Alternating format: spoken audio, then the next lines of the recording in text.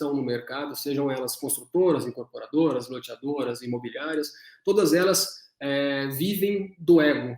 Tá? Isso eu posso dizer bem claro para vocês, todas elas vivem do ego porque elas não permitem que, poxa, aquilo que eu faço há 30 anos e dá resultado, agora vem uma empresa que traz tecnologia e vai mudar toda a maneira como eu trabalho. Não, isso eu não vou aceitar. Então, as grandes famílias, as empresas mais tradicionais de mercado, ficaram durante 10 anos reticentes a essa mudança. Hoje, quando a gente olha o mapa das Construtex e Proptex que a Terracota acabou de lançar faz 2, 3 semanas, e você começa a enxergar aquele mundo das empresas de tecnologia, as empresas tradicionais, elas começaram a voltar 3 casinhas no jogo e falaram, é importante eu assumir o risco da mudança. Mas, claro, vamos deixar bem claro o seguinte aqui. Uma empresa construtora, ela não vai virar uma startup. Ela vai produzir uma startup dentro do seu negócio, mas ela não vai virar uma startup. Ela não vai virar uma PropTech, ela vai criar uma PropTech, ela vai criar uma Construtech. A imobiliária é a mesma coisa. A imobiliária vai criar uma PropTech. Ela dificilmente vai assumir a posição de que agora eu sou uma empresa plataforma, agora eu sou uma empresa que trabalha o digital, que trabalha a inovação, que traz algum tipo de valor para o mercado, fazendo processos diferentes daqueles que eu já fazia anteriormente. Bom, 10 anos. Nos 10 anos, nesses últimos 10 anos, foi isso que eu vi acontecer. Um chacoalhão enorme nas empresas tradicionais, porque elas não conseguiam resolver os próprios problemas que elas criam dentro do mercado imobiliário. Então, quando você olha hoje o Brasil e esse mundo, esse ecossistema de empresas que desenvolvem tecnologia para o mercado imobiliário, você começa a perceber o quê? Quem vem trazendo inovação para o mercado são aquelas pessoas que tiveram alguma experiência ruim com empresas tradicionais e que enxergaram ali um fator motivacional para trazer uma solução para aquilo. E isso não é culpa nenhuma do que está acontecendo das empresas tradicionais. É que a empresa tradicional ela vive o dia a dia, a rotina diária, e ela fala, porra, as coisas estão acontecendo, e eu vou fazendo, e eu vou levando, e eu vou tracionando do jeito que eu posso.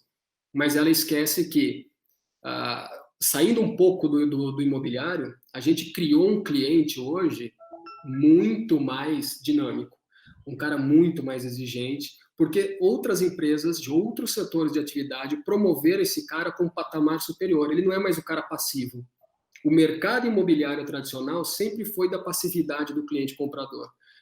As construtoras tinham um produto, jogavam para o mercado, as imobiliárias faziam a intermediação do produto e o corretor estava ali, ó, no final da ponta, tentando vender esse produto.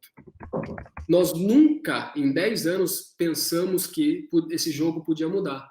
O cliente chegar hoje para uma incorporadora, para uma construtora, e não diretamente, né, mas ele deixar os rastros dele aí de contato com essa empresa, de interação com essas empresas, e dizer assim, olha, eu não preciso mais de um apartamento, de uma casa com uma área, com uma metragem muito grande. Eu não preciso que o meu condomínio tenha tantos itens de lazer, mas eu preciso que, baseado nas minhas experiências com outras empresas de outros setores, eu tenha tecnologia embarcada nos empreendimentos hoje. Então, esse é um ponto que a gente vai ter que enxergar daqui para frente, Renato. O Bruno até pode depois fazer alguma consideração em cima disso, mas produto imobiliário hoje, que não trouxer tecnologia embarcada, vai ser produto que vai ser visto num segundo, terceiro plano. E toda essa tecnologia embarcada, ela não é simplesmente você colocar um painel que comanda a casa. A gente não está falando de automação, a gente não está falando de coisas mais básicas. A gente está falando de coisas que remetem ao uso que as pessoas vão fazer do produto hoje. Então, eu falei primeiro das empresas, falei de produto, e agora vou até comentar um pouco sobre a questão dessa introdução desse mundo das startups. Eu converso com muitas de norte a sul, leste a oeste do Brasil, converso com gente de todo canto, com várias ideias, e se me permite aí até fazer uma puxada aí de bronca aí em algumas dessas empresas, a maioria delas ainda não saiu do PPT.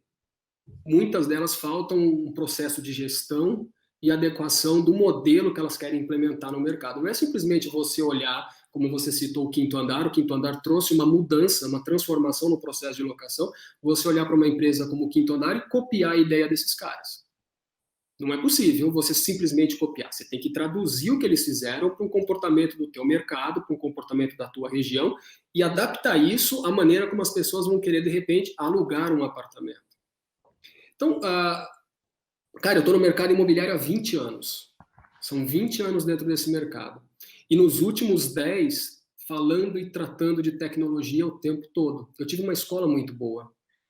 Quando você cita empresas construtoras, você fala o nome de duas aí muito bacanas, mas quem deu um pontapé inicial nesse processo de transformação do mercado imobiliário, trazendo solução, trazendo inovação, foi o ano que eu passei ali, os 2 anos que eu passei dentro da Tecnisa. A Tecnisa foi a referência e ainda é a referência de empresa inovadora. Por mais que o modelo dela hoje seja um modelo que não atende mais a todas as expectativas do mercado, mas lá atrás, em 2010, aquele departamento de e-business já enxergava o futuro do imobiliário. E já pensava o seguinte, não é mais hoje investimento em mídia, é investimento na relação com as pessoas. E as pessoas querem o quê? De que forma que eu entrego um produto? E lá atrás, Renato, lá atrás era mais difícil. Lá atrás era mais difícil. Em 2010, nós tínhamos um produto dentro da Tecnisa que chamava Tecnisa Ideias. Eu só vou dar esse recorte para situar todo mundo no processo de inovação. Eu cuidava desse projeto, Tecnisa Ideias. Eu recebi, em um ano que eu estive lá, mais de 35 mil ideias de usuário, comprador de produto, onde os caras diziam tudo que eles queriam dentro do, digamos, produto do futuro, né? O novo produto imobiliário. E ali foi uma usina de entendimento, de trabalho em cima dos dados, de colhimento de informação, de gerar produto mesmo. E dessas 35 mil ideias, nós aplicamos 37 dentro de produtos Tecnisa. Cara, sucesso. A gente mudou a maneira como se levantava uma torre de 10, 15 andares com 6, 7 unidades habitacionais em cada piso. Mas isso não basta.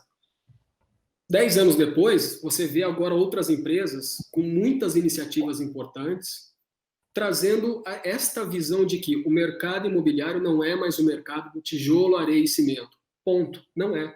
O mercado imobiliário é o mercado dos números. É o mercado dos bits e bytes.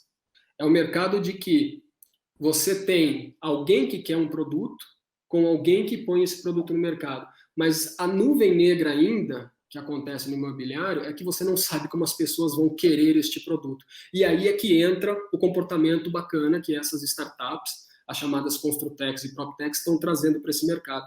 Aí você vai nas Construtex, que vão falar de construção civil pesada, ali os caras estão revolucionando tudo, canteiro de obra, os caras estão revolucionando materiais construtivos, os caras estão trazendo uma inovação para o produto ali e promovendo o que? Aceleramento da entrega desse produto.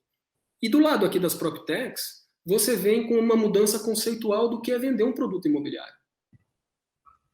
E aí, Renato, para finalizar e já passar a bola para você de novo, cara, a gente começa então a viver um momento diferente no imobiliário, tá? O nosso mercado já é diferente, já é muito diferente. Infelizmente, este que poderia, né, Bruno, ser o ano das empresas Construtex e PropTechs, nós tivemos que dar um break no desenvolvimento das boas ideias, mas certamente o aprendizado que ficou dos últimos 10 anos é: não podemos mais empilhar tijolo, cimento e areia. Ponto. A gente tem que olhar para o mercado comprador e entender como esse cara quer se conectar aos produtos da nova geração. Então, empresas tradicionais, Renato, vão ter uma surpresa para os próximos tempos aí.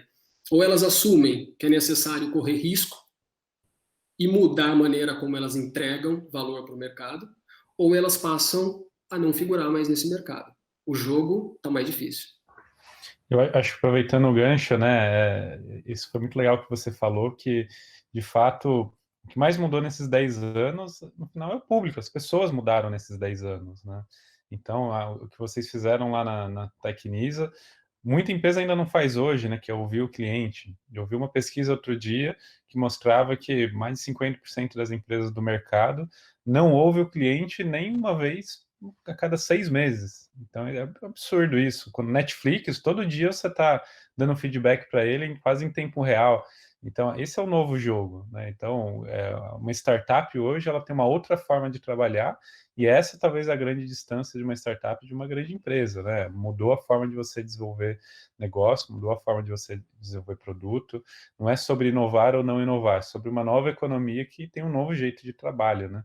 E acho que nesses 10 anos, isso para mim é o mais marcante, né? Eu comecei no mercado 10 anos atrás, um pouquinho, na verdade, vai fazer 12 anos, foi 2008, e 2008 os hábitos, né, dos usuários eram diferentes, os hábitos das pessoas eram diferentes, as tecnologias eram diferentes, o iPhone, né, ainda não era usado no Brasil, o iPad não existia, cloud computing ainda era um termo estranho, as pessoas tinham medo de fazer transação pela internet, e tudo isso mudou, né? E com a pandemia agora, muitas dessas coisas se aceleraram ainda mais.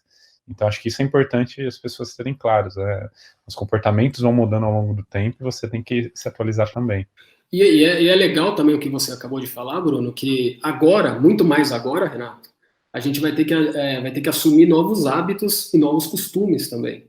E o mercado imobiliário, se quiser participar desse novo jogo, também tem que assumir novos hábitos de entrega, né? Porque as pessoas vão estar aí, validando tudo que você está fazendo. E tem uma coisa que me chama muito a atenção, é que eu vejo muitas ideias de empresas PropTech surgindo, e muitas das ideias que elas trazem já são coisas aplicadas aí há 15, 20 anos, só que não tinha tanta abrangência e tanta aplicação. Hoje não. Né? Então, parece que quando você fala de VR, parece que quando você fala de qualquer outra ferramenta que a gente está utilizando aí para contato com o cliente ou promover alguma coisa, nossa, isso é a grande revolução do mercado. Muito pelo contrário. Vamos pôr o pé no chão. Acho que a gente tem que olhar para esse mercado da inovação para o imobiliário com muito menos purpurina e mais execução, ter boas ideias, ideias que façam fit mesmo com o que o mercado precisa. Porque o que eu estou vendo muito agora são empresas que estão traduzindo tecnologias do passado para o futuro com uma nova cara. Mas será que isso realmente é o que a gente precisa, né? A gente vê que o consumidor no mercado imobiliário ele está sofrido, né? Então, qualquer inovação que surja, ele quer usar, ele quer participar e vai falar bem da sua empresa de alguma forma, né? A gente vê exatamente isso que você falou, Gustavo, que às vezes uma inovação que já acontecia há muito tempo, se a gente dá uma roupagem um pouquinho mais diferente, o consumidor se apaixona por ela, né? Então, essa é uma importância muito grande que a gente vê, principalmente agora. O que a gente tem discutido bastante é a importância do que o Bruno falou, das empresas estarem perto do cliente, né? Eu queria ver como você está vendo esse momento, Gustavo. O que você vê que seria uma coisa legal das empresas fazerem, alguma política para inovação, porque assim, a gente vê que, principalmente nesse micromundo, quem está conseguindo escutar melhor o cliente, vendo quais são as dores dele, que é a palavrinha que a gente sempre usa, consegue sair na frente dos demais, né? Renato, para mim, assim, baseado no que você acaba de colocar, eu acredito que o que está faltando é ter produtos mais friendly para o mercado. O produto que eu falo não é nem o produto de entrega ali, mas é a ferramenta, é a tecnologia.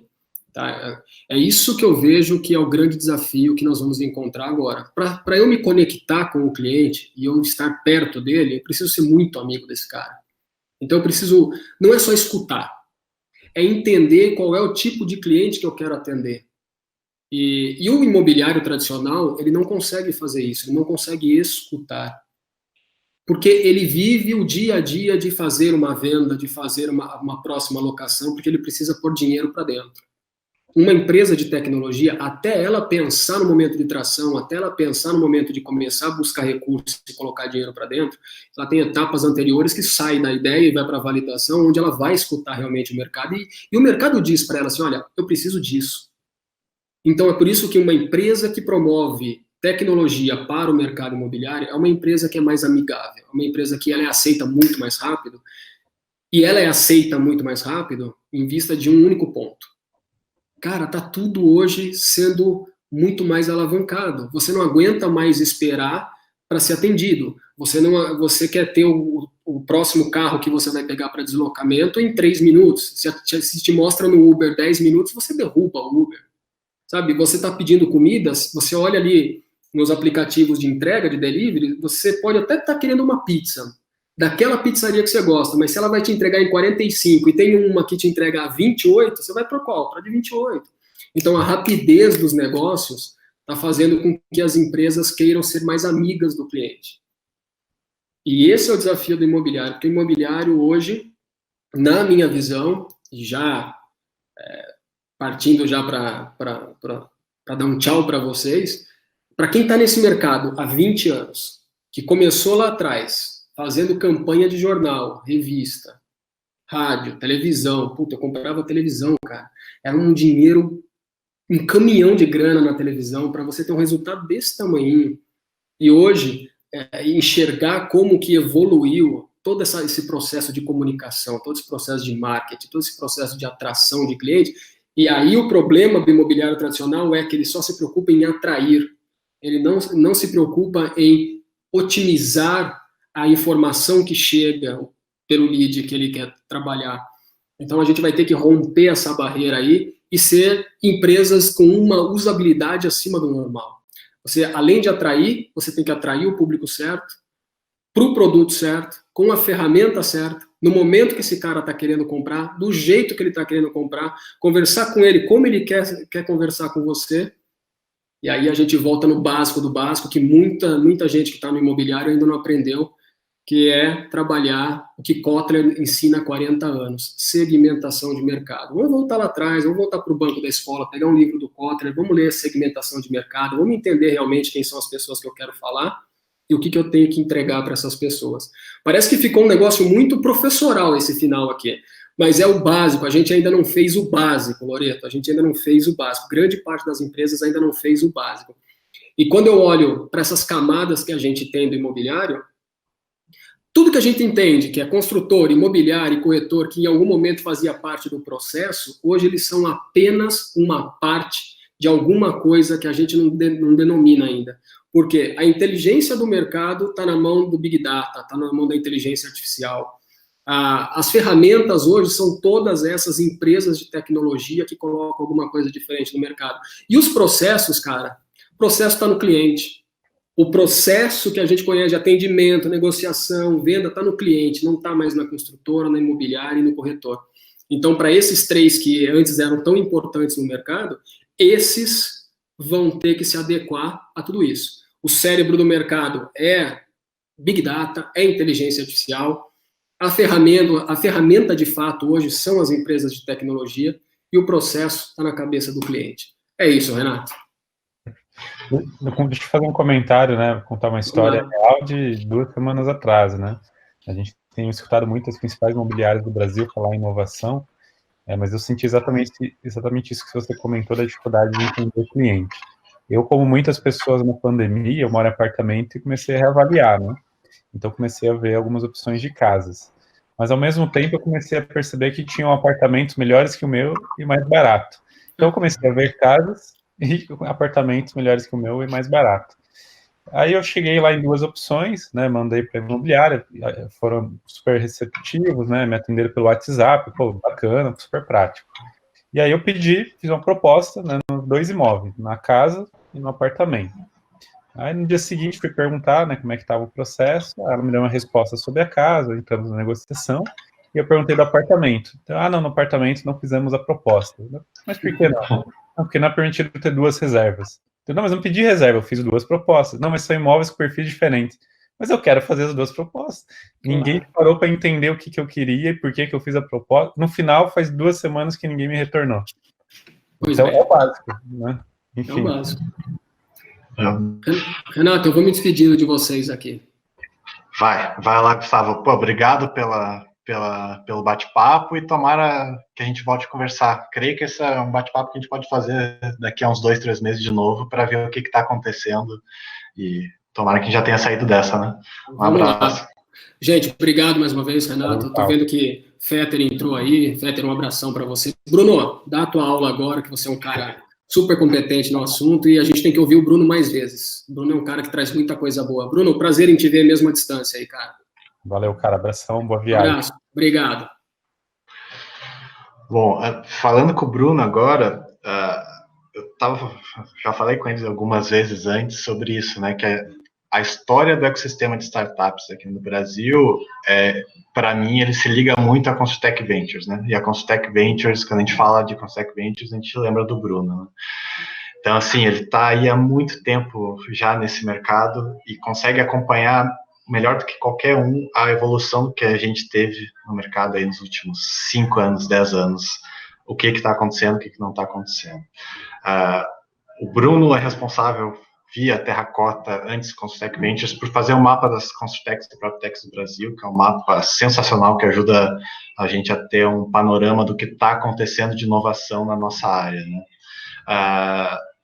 Bruno, me ajuda aqui a conseguir analisar o que você viu.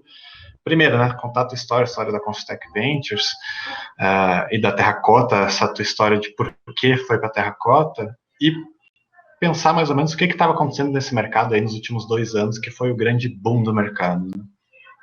Legal. Bom, basicamente, né, em 2016 eu tive a oportunidade de estruturar uma nova unidade de negócio na empresa que eu trabalhava, com o intuito de investir em startups no setor da construção civil e mercado imobiliário, né, no caso, no grupo Softplan. E lá foi, então, uma oportunidade de mergulhar, né, no que estava acontecendo no mundo em relação a isso. E naquela ocasião a gente setou uma meta que foi o seguinte, cara, a gente precisa entender o que está acontecendo. E no Brasil ainda não estava acontecendo quase nada, né? Então a gente setou uma meta de estudar 1.000 startups em todo o mundo no setor.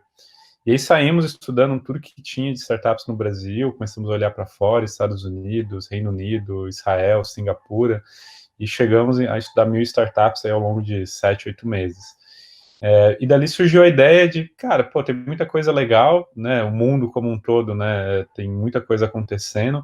Dava para ver que lá fora, né? O movimento de inovação começou já a partir de 2011, 2012, no pós-crise do subprime.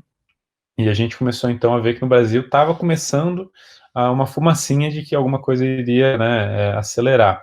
O Quinto Andar na época já tinha levantado mais de 40 milhões de reais.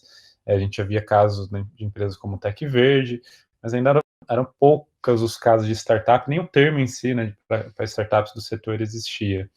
Então a gente publicou no início de 2017 o primeiro mapa de startups no setor, né, já sobre a marca do Consultec Ventures, que virou o nome dessa unidade de negócio, e lá tinham 250 startups. Então o tempo passou, né, o projeto do Consultec foi muito legal, ganhou uma repercussão, chegamos a ter 11 investidas, empresas como o Incasa, empresas como o Cote aqui de Recife, como o InfraSpeak de Portugal. Então são negócios que nos chamaram bastante atenção. E aí, o que aconteceu é que muita gente começou a olhar para isso, né? As principais empresas do setor, as grandes rodadas de investimento começaram a acontecer no setor, e aí, naturalmente, um ecossistema emergiu. E aí, vendo tudo isso, né, eu, ano passado, deixei o grupo Softplan e o Consultec Ventures para fundar a Terracota, apostando nisso como um negócio, né? Então, decidi empreender apostando nesse movimento de transformação digital desse mercado, como uma empresa de investimento. Né? Então, a minha aposta é que os próximos 10 anos a gente vai ver vários casos como o Quinto Andar, vários casos como Iva Real, como Loft, e os investidores que apostarem nisso podem ter múltiplos muito expressivos. Né? Para ter uma ideia, um investidor que entrou lá no início do Quinto Andar multiplicou em mais de 100 vezes o capital em termos de valorização. Então, é bastante expressivo o retorno que esse tipo de ativo pode proporcionar. Há 2 semanas a gente publicou, né, o último mapa de startups, onde a gente viu que hoje existem no Brasil mais de 700 startups inovando no setor. Então é um salto fantástico, né, num período de basicamente 3 anos, que a gente começa a perceber que existe massa crítica, as principais empresas do mercado estão olhando para isso, e como resultado, né, os investidores começaram a olhar para isso. No ano passado foram investidos quase 2 bilhões de reais no segmento, enquanto no ano anterior tinham sido menos de 500 milhões. Então esse ano deve ser um ano muito bom, é claro que a crise tem seu impacto, mas os investimentos já estão a nível acima do que foi em 2018. Então acho que esse movimento vem para ficar, e a inovação está só começando. Que apanhado sensacional, né? Eu acho legal de conversar com você, porque você consegue realmente ter o panorama total, né, do que estava acontecendo um tempo atrás e o que está acontecendo agora. Eu vejo que vocês traqueiam várias das startups há muito tempo, né? E eu queria ter uma noção tua do atual mapa que vocês lançaram. São 700 startups, são uma coisa gigantesca, né? Se a gente pensando um tempo atrás, quando batia 200, a gente já pensava, nossa, é muita coisa, não acredito, né? Agora você está em 700, né? O que você identifica como principais polos de onde estão saindo essas startups? E uma coisa que é importante te perguntar, ver se você consegue mensurar, em que pé a maioria dessas startups estão, né? Porque a gente vê muita coisa acontecendo, mas eventualmente não de fato são startups já relevantes, né? Enfim, você sabe muito mais do que eu sobre isso. Legal, cara. Assim, acho que no geral, né, a gente olha toda a cadeia de valor do mercado, e aí vai desde lá da atividade de geração do insumo, né, do minério, até passando pelo ciclo de obra, cadeia de suprimentos, toda a parte de intermediação imobiliária, o consumidor final que habita o imóvel, né, seja ele comercial, condomínio. Então a gente consegue ter uma visão bastante ampla, né, da cadeia. Para quem não conhece, inclusive, acho que é um vertical muito específico, mas não tem noção, né, do que a gente está falando. A gente está falando desde vender dinheiro, né, no crédito imobiliário até extrair brita, né, com máquina autônoma numa mina. Então é extremamente ampla a cadeia de valor da construção em setor imobiliário. E o que a gente percebe é que existe, é claro, uma maior concentração de negócios no lado mais imobiliário, né, onde você tem, de certa maneira, uma facilidade maior para criar negócios novos, porque é muito inovação de modelo de negócio, não inovação de tecnologia proprietária, enquanto no ambiente de obra é o contrário, né, é muito mais tecnologia de fato e hard science, às vezes, do que simplesmente um modelo de negócio novo. Então, mais de 60% das startups no setor estão ligadas a esse lado mais PropTech. E aí, cara, tem muita coisa na tese de intermediação digital, né? Eu acho que é o que está mais quente nesse momento, né? Não é uma coisa de futuro, é uma coisa que a gente está vivendo agora. Os negócios de intermediação serão mais digitais em todas as suas variâncias de formatos e segmentações possíveis, seja compra, venda, locação, iBuyer, né, desintermediação, empoderamento corretor, enfim, tem vários modelos que eu acho que vão coexistir no futuro, na linha do que o próprio Gustavo falou de segmentação é o que vai direcionar o mercado nos próximos anos. E muita coisa voltado aí para a parte de facilitar as condições de crédito, avaliação de risco, melhorar essa jornada extremamente burocrática, né, que a gente tem no Brasil para conseguir dinheiro. Tem muita coisa voltada para o consumidor final em termos de serviços, reparos, decoração, reforma, soluções para condomínios. Então tem bastante coisa voltada para esse tipo de ambiente, e a gente acredita que os próximos anos vai ser muito voltado a valorizar o ativo imobiliário a partir de uma melhor manutenção, de uma melhor gestão, de um melhor cuidado, né, desse ativo para ele valorizar e gerar uma performance melhor para o investidor e proprietário. Então, acho que essa é uma cadeia que está crescendo bastante.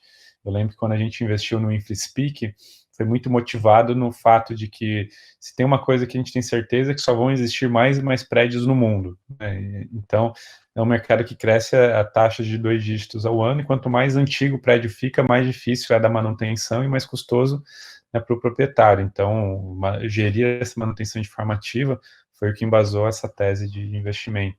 Então, é entender esses movimentos, né, de, cara, como é que vai ser o mercado daqui a 10 anos? A gente não investe numa empresa por o que está acontecendo agora, a gente está investindo numa empresa porque ela quer ser daqui 5, 10 anos, que é onde a gente vai ter a oportunidade de vender a nossa participação e ganhar na valorização do negócio, né? Então, o que a gente enxerga é isso, né? Tem muito negócio acontecendo, né, na cadeia como um todo, uma maior concentração no lado mais imobiliário, e tem muita coisa ainda por vir que a gente nem imagina. Eu estava conversando esses dias com o Caio Bonato, lá da Tec Verde, e eu estava conversando com ele sobre como o mercado de venture capital, né, de quem investe nas startups, via com muito melhores olhos empresas leves, entre aspas, né? Ou seja, se a empresa trabalhasse com SaaS ou não pegasse o trabalho, fizesse trabalho sujo, né? Como faz a Tec Verde, como faz a Caterra no mundo, né? E a gente vê bastante isso. Eu queria ter a tua...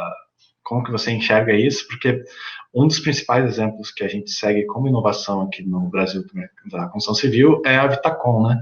E a visão do Alexandre, que ele está transformando a empresa para não ser mais uma empresa de bricks, para ser uma empresa de bytes, né? Uhum. Tentando meio que se desvencilhar, talvez, dessa figura da construção civil pesada, né? Como você tem visto a migração nem tanto a migração, mas como que o mercado de VC tem visto esses dois tipos diferentes de empresas, né? As que pegam na construção de fato e as que tentam agilizar um processo de outra forma. Assim, o mercado de venture capital é um mercado de investimento, né? Então é uma lógica de investidor, né? O nosso olhar é sempre como que a gente ganha dinheiro com isso. E aí, usando uma métrica básica, é uma métrica de taxa interna de retorno, né? De TIR. E a taxa interna de retorno ela é maior quando você consegue uma valorização mais rápida daquele negócio. Então, tem alguns negócios, né, que ele consegue gerar uma curva exponencial num menor espaço de tempo. Tem outros que precisam de mais tempo para gerar o mesmo montante de crescimento. Então, a TIR vai ser menor. Então, é claro que o mais atrativo são esses negócios que proporcionam um crescimento mais rápido no menor espaço de tempo.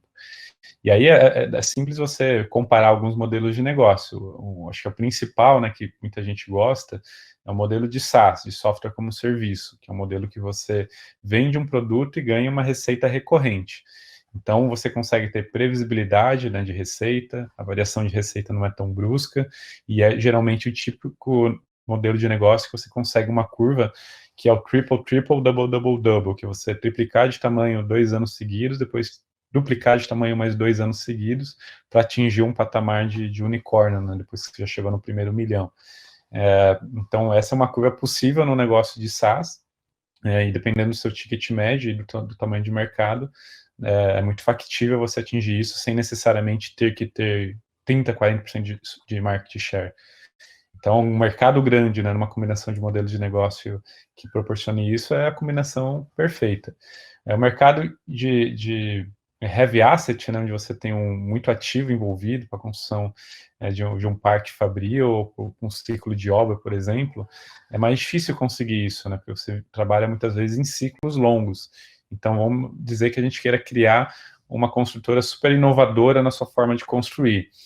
Cara, eu vou levar, né, 1, 2 anos para aprovar o projeto, aí vou botar a obra de pé, posso usar a metodologia mais sofisticada que tem, ainda assim vai levar 1 ano, pelo menos, e aí, no mínimo, eu vou levar 3, 4 anos para fechar um ciclo e saber se aquele projeto deu certo ou não. Cara, em 3, 4 anos, né, uma startup de SaaS, ela está escalando, né, então é contínuo. Então, o desafio, né, em negócios que tem essa característica é que o crescimento ele tende a ser em escadinha, né? Então, você lançou um projeto, depois você lançou 2, depois você lançou 4, depois você lançou 8. A exponencialidade vem se você consegue esse tipo de alavancagem. E num setor que é difícil você ter crescimento regional, né?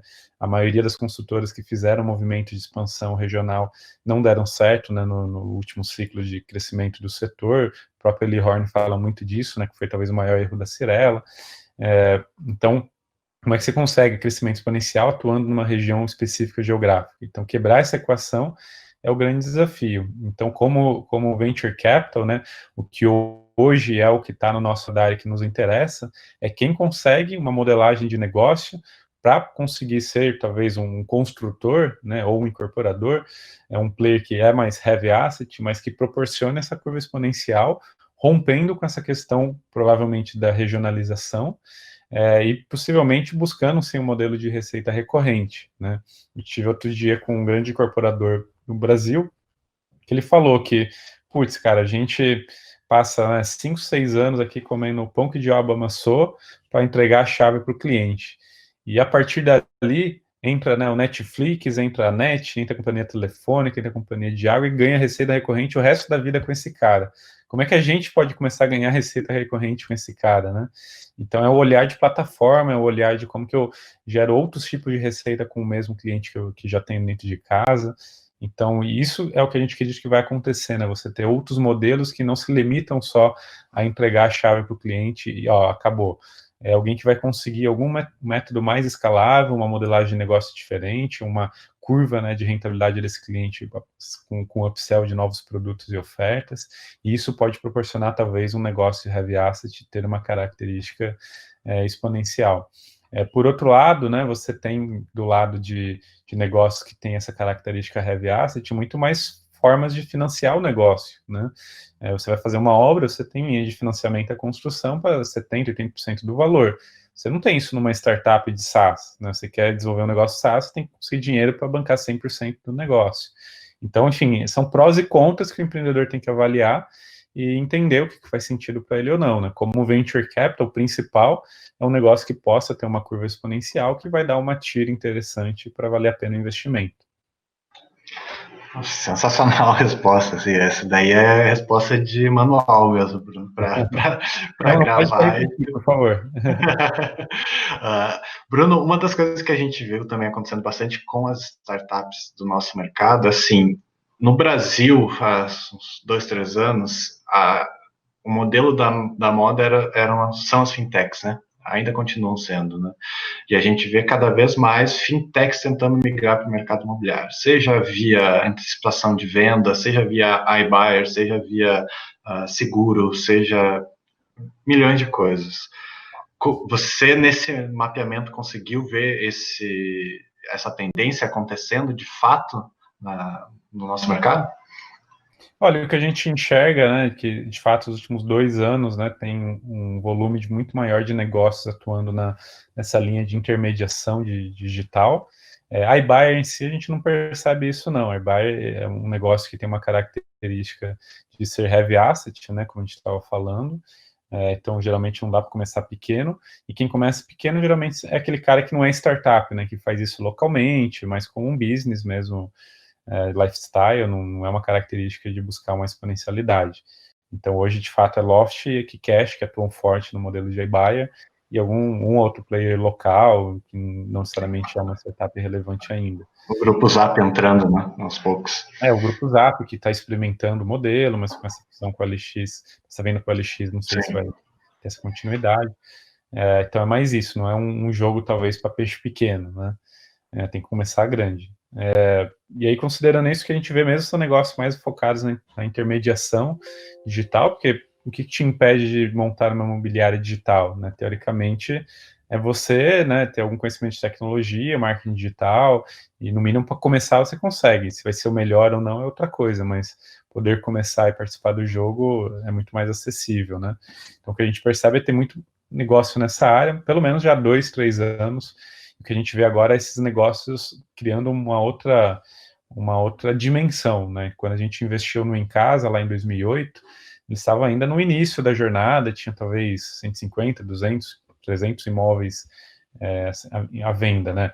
Hoje, se você for ver, eles têm lá mais de 2, 3 mil imóveis à venda, então uma carteira ampla, um portfólio muito mais sofisticado, uma inteligência muito maior em termos de avaliar o imóvel, entender o perfil de lead para aquilo.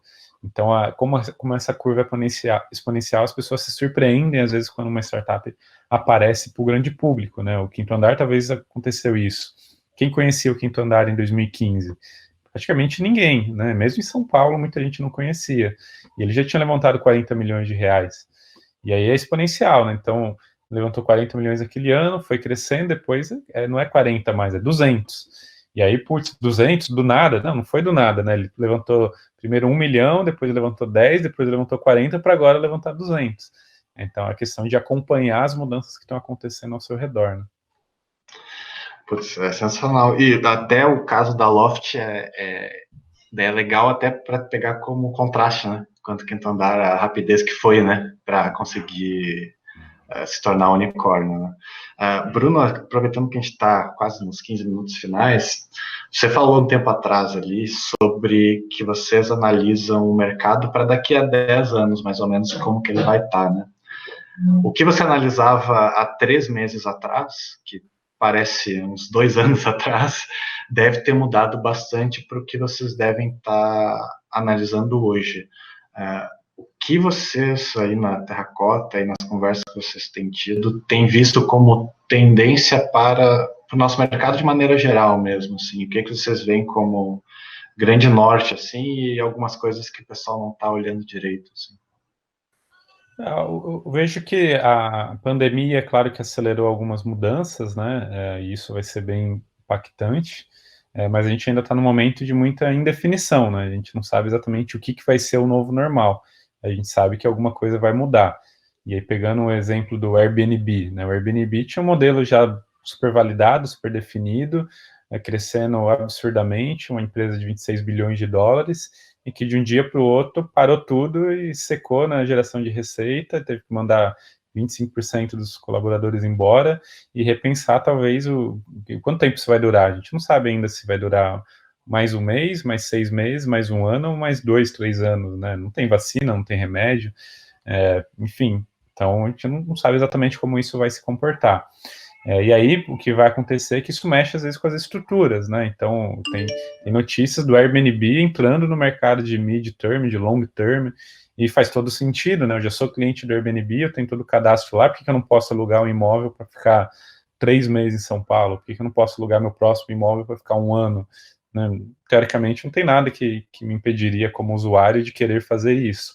E ele, como empresa, ele sabe disso, ele já tem os usuários, ele já tem os proprietários também, por que não? Então, acho que esse tipo, né, de mudança é uma coisa que a pandemia vai trazer, vai mudar um pouco a estrutura, talvez, de alguns tipos de negócio.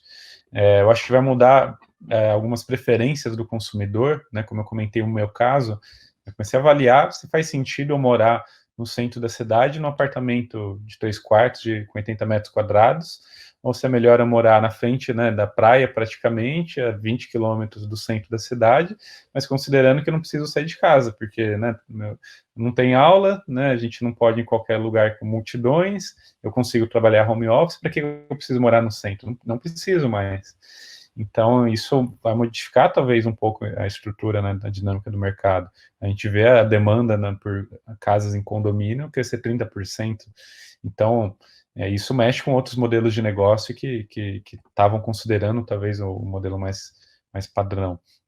Então, acho que tem coisas que a pandemia de fato vai modificar, mas que não tem uma certeza ainda do que vai ser a consequência final. Quando a gente fala de olhar, né, no longo horizonte de tempo, acho que tem algumas coisas que não há dúvida, né, e com pandemia ou sem pandemia, são big trends que a gente está olhando. Acho que do lado construtivo, né, não há dúvida que a produtividade no ambiente de obra tem que melhorar, né, porque nos últimos 30, 40 anos, você olha como uma obra construída, não mudou nada, né? Como se fazia um prédio, nossos pais, nossos avós, talvez, como se fazia um prédio, continua sendo a forma que é feito hoje. Mudou o material aqui, mudou o método ali, mas no geral, cara, ainda empilhar tijolo com um monte de peão na obra. Como é que era feito um carro 30 anos atrás? Mudou totalmente, né? A quantidade de operários que trabalhavam numa fábrica há 30 anos na ABC Paulista sei lá, talvez 20% do que hoje é 20% do que era no passado. Hoje o processo é quase todo, né, com maquinário, a qualificação da mão de obra subiu a régua. Então, eu acho que a gente vai passar por um ciclo no setor muito voltado a isso, né? Produtividade, que ou passa por industrialização do canteiro, em maior ou menor grau, como a Tec Verde tem feito, ou passa por você, né, sofisticar os seus processos com ferramentas, com tecnologia, e poder talvez empilhar tijolo com muito mais eficiência, né? Nem que seja um robô empilhando tijolo, ou pelo menos, né, não errar tanto na conta a ponto de desperdiçar 20% dos materiais na obra, né? Então, esse tipo de coisa, acho que não vai ser mais concebível nos próximos anos, seja pelo fator financeiro, né? A gente está vendo um momento do mercado começar a ter investidores mais profissionais colocando dinheiro, né? Os fundos imobiliários mostraram isso nesses últimos 2 anos, e também pela questão sustentável, né? O setor é um dos que mais polui no mundo, é um dos que mais desperdiça. Quanto mais você consegue aumentar a produtividade, melhor vai ser a nossa capacidade de contribuir para o meio ambiente, e as novas gerações valorizam isso. Possivelmente, né, nossos filhos não vão comprar um apartamento se ele não tiver lá um selo verde, né, de sustentabilidade. Não vai ser só um selo LEED na parede que está lá para bonito. Então, acho que esses aspectos, né, que vão pesar muito. Eu acho que tem uma gama, né, de novos modelos de negócio que a gente acredita que vão ganhar força, muito ligado na linha de Real Estate as a Service. Eu acredito bastante, né, de você repensar o ativo imobiliário. Na verdade, não é nem repensar, né, porque o ativo imobiliário para renda já é uma classe super importante no mundo, lá fora mais, aqui no Brasil ainda menos, mas é pensar isso de uma maneira profissional e oferecendo uma solução completa, né? Eu não quero um imóvel para alugar. No final, eu preciso de um lugar para estar, né? Para morar. E aí, cara, não preciso encontrar uma imobiliária que vai me apresentar um imóvel, que vai de um proprietário que eu vou negociar. Cara, eu quero que seja uma coisa, né, tão simples quanto contratar o Netflix e que eu possa sair a hora que eu quiser. E se eu precisar, né, de um quarto a mais, cara, beleza, amanhã eu tiro minhas coisas daqui, levo para lá.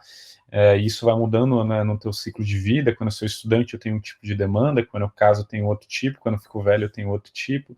Então, a gente acredita nesses verticais, né, ligados a Real Estate as a Service, como Senior Living, Student Living, Branded Apartment, que são conceitos de oferecer uma solução de moradia, né, no modelo de receita recorrente, como a gente estava falando, e com uma facilidade para o usuário, né, entrar, sair, com uma flexibilidade muito grande e com uma experiência muito positiva, né, que tenha serviços agregados, que tenha um ambiente bem decorado, que talvez eu possa ter uma infraestrutura no entorno muito mais condizente do que o que a gente geralmente tem nos condomínios. Poxa, sensacional. Estava até anotando algumas coisas que você estava falando ali, porque são coisas que valem ouro mesmo. Bruno, uma pergunta assim, você deu agora esse panorama um pouco do que você acha que vai acontecer com as startups, o que pode acontecer, né, de ser bem visto, e o que você acha que pode acontecer com os fundos nesse próximo período aí, porque a gente vê algumas startups nossas que também estão nessa fase de buscar investimento e parece que a barra subiu um pouquinho, né? Então, na hora de liberar, as coisas estão, de fato, né, pessoas têm essa possibilidade de analisar melhor os negócios, né? Como você tem visto essa nova realidade? Cara, perfeito. Assim, o que a gente enxerga, né? A gente está no meio da captação do nosso primeiro fundo, e como investidor, para a gente, o time de mercado é excelente, né? Porque uma vez que a gente está investindo, né, nesse mercado, as condições agora estão muito mais pró-investidor. Então, as condições de valuation, os termos de contrato. Então, de fato, né, o dinheiro vai ficar mais escasso. E para os investidores isso é ótimo, a negociação tende a gerar rentabilidade melhor. Tem estatísticas que mostram que fundos de venture capital que nascem em períodos de crise têm uma performance melhor, inclusive, do que fundos que nascem no momento de bull market, que é natural. É a mesma coisa com qualquer classe de ativo no mundo. Então, para a gente, como investidor, é um momento muito bom, seja você investidor pessoa física ou uma empresa do setor avaliando investir, é um ótimo momento, de fato, para olhar para isso. Da perspectiva dos empreendedores, de fato, a régua vai subir, pelo menos os próximos 2, 3 anos, na minha visão. Não falta dinheiro, tem muito dinheiro no mercado, o dinheiro que vai ser mais exigente, né? A gente estava no momento que eu cansei de ver vários negócios levantando recursos, muitas vezes no PPT, com o investidor empolgado, sem muita noção do que estava fazendo, e isso no mercado de ações, isso com fundo imobiliário, não é só com startup, né? Acho que em todos os tipos de ativo. Está tendo muita liquidez no mercado, né? E isso faz com que também o dinheiro não vai secar, né? O dinheiro está aí, né? A taxa de juros está lá embaixo, então o dinheiro precisa buscar alternativas, e Venture Capital ainda é uma alternativa extremamente interessante, até porque tem várias estatísticas que mostram que Venture Capital ela é anticíclica, né? Não existe correlação do resultado de Venture Capital e resultado da economia. O Venture Capital performa em função dos negócios que investe, independente do momento, tendo mais performance ainda no momento de crise. Então tem esse fator. Considerando isso, né, o empreendedor ele tem que considerar que a exigência aumentou, então ele tem que estar mais preparado, ele tem que ter claro, né, qual é o impacto, né, desse cenário que a gente está vivendo no seu negócio, e conseguir trazer um plano consistente de como que ele vai ou passar por isso, né, se é uma empresa que já está operando, ou como que ele vai se aproveitar disso, se é um cara que está começando o negócio do zero. Acho que esses são elementos importantes. Tem um fator, né, que é ruim por um lado, mas acaba às vezes sendo bom por outro, que um fator crucial para o investidor é time, né? Então, o que é o time por trás dessa startup? E quando a gente tem um momento de crise, desemprego, muita gente acaba indo para o mercado e fica mais fácil de você trazer bons talentos, fica mais fácil, às vezes, de um empreendedor que estava muitos anos no mercado tradicional se motivar a empreender. Então, naturalmente, você consegue, talvez, hoje, montar um time mais forte do que você conseguiria 6 meses atrás, né, por um custo, às vezes, até menor. Então, acho que essa é uma vantagem para o empreendedor que está começando e está querendo avançar numa rodada de investimento e tudo mais, ou mesmo o cara que está nessa posição, né, de ter saído do emprego seguro e ter agora a condição de talvez começar um negócio do zero, é uma oportunidade, né? Toda a crise do subprime, a gente viu nascer vários negócios que hoje a gente não vive sem, né? Foi assim com o Airbnb, foi assim com o Uber, foi assim com o WhatsApp, enfim, todos eles nasceram pós-crise de 2008, e eu acho que agora vai ser um circuito muito semelhante, a gente vai ver uma série de negócios emergindo que daqui a 5 anos a gente não vai viver sem. Nossa, sensacional. Eu estava pensando aqui que esse assunto é tão bacana de a gente conversar que a gente podia espichar mais uma hora aqui tranquilamente, né? Que a gente vai, começa a se empolgar e vai longe, né? A gente está batendo aqui já uma horinha já do nosso bate-papo. Gostaria de encaminhar basicamente já essa conversa. Primeiro, te agradecer, Bruno. Foi sensacional, foi de verdade assim, uma aula. Assim, eu notei um monte de coisa aqui para guardar e para reler depois. Queria até te fazer o convite para eventualmente voltar daqui a uns 2, 3 meses, como eu falei com o Gustavo, né, para a gente ver como que está de novo, o que está acontecendo, se mudou alguma coisa, se essas previsões que você está tendo agora mudaram ou não, né? É dinâmico, né? O tempo todo a gente vai reavaliando, vai reconsiderando, então, sem dúvida, vai ser um prazer estar de novo aí. Sim, tem que ir aos poucos vendo o que vai acontecendo e equilibrando mesmo, né? Fazer bem aquele exercício de sintonia de rádio, né? Se mudou um pouquinho, pegou um pouquinho de vento, mexe um pouquinho para a direita, mexe um pouquinho para a esquerda. Exatamente. Bruno, onde que o pessoal consegue te achar? Dá aí os teus contatos, fala um pouco da Terracota. E, legal. Novamente, muito obrigado pelo bate-papo, cara. Não, legal, eu tô sempre online, né? Eu acabo, às vezes, mais no LinkedIn até do que no Instagram, mas podem procurar no LinkedIn, Bruno Loreto, tudo junto, podem procurar no Instagram, Bruno Loreto Cândido, pode entrar no nosso site terracota.ventures, terracota com 2 T's, ou simplesmente lá dar um Google, mapa de PropTech, mapa de Consultech, você vai cair, né, de alguma forma no que a gente está fazendo. Acho que a ideia é estar sempre compartilhando, né? Para quem está buscando, né, investir, também é um prazer bater um papo, entender um pouco a perspectiva de cada um, mostrar o que a gente está fazendo.